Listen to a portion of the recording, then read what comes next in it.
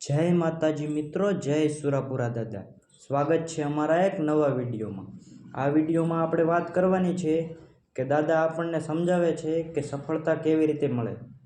આવા જ દાદાના શબ્દોને સાંભળવા માટે આ વિડીયોના એન્ડ સુધી બન્યા રહેજો. મિત્રો, દાદા સામે નાભીની કગર મૂકીને જુઓ અને દાદાને કહેજો કે કેટલો અમારો ઉપયોગ થયો અને ક્યાં ક્યાં અમે છેતરાણા. હે દાદા, તમે ક્યાં આ વાતથી અજાણ છો?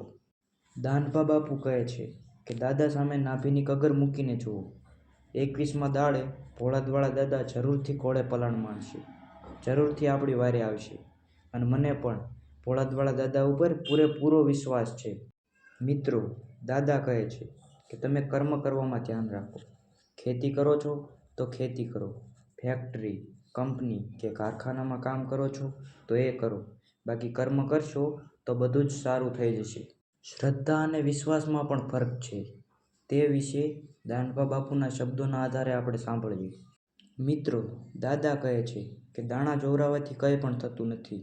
બસ કર્મ કરો અને દાદા ઉપર વિશ્વાસ રાખો.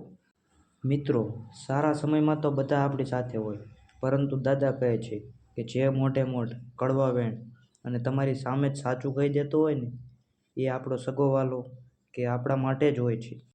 એક ઉદાહરણ દ્વારા દાદા સમજાવે છે કે જેમ કપડામાંથી મેલ કાઢવા માટે તેને ધોકા મારીને ઘસવો પડે. આ ઉદાહરણ દ્વારા દાદા સમજાવે છે કે આપણી સાથે રહેતો કોઈ વ્યક્તિ આપણને બે કડવા વેણ કહી દે છે તો એ આપણા સારા માટે હોય છે, એવું સમજાવવાનો દાદા પ્રયત્ન કરે છે. જો મિત્રો તમને અમારો આ વિડીયો પસંદ આવ્યો હોય તો વિડીયોને લાઈક કરો, કોમેન્ટમાં જય સુરાપુરા દાદા લખો અને હા, જો આ ચેનલમાં નવા હોય તો ચેનલને સબસ્ક્રાઈબ કરો